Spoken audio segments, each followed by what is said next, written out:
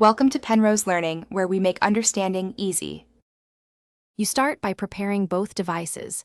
Enable Bluetooth and location on your phone and open Android Auto.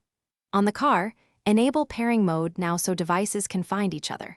Once done, select the car's Bluetooth name on your phone and accept any pairing PIN prompts. Make sure Android Auto notifications and permissions are granted when the system asks, otherwise audio and messages won't pass through. This first step gets the connection handshake. Move on only after the phone shows a confirmed paired status. Now you configure Android Auto to use the Bluetooth link for media and calls.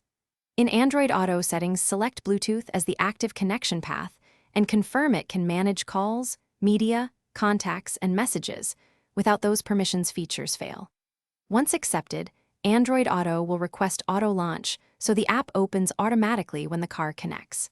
Make sure media audio and call audio profiles are enabled on both devices, otherwise sound may route incorrectly.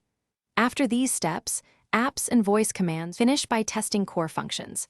Start navigation, play audio, and make a call so you confirm routing and microphone use. If audio drops or Android Auto favors USB or Wi-Fi, go back to settings and prioritize Bluetooth or disable alternative connections. Once everything works, set Android Auto to auto-launch on connection for seamless starts.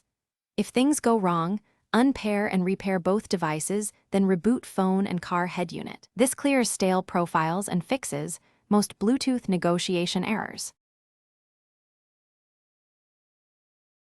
Thanks for watching. If this was helpful, leave a like and consider subscribing. See you next time.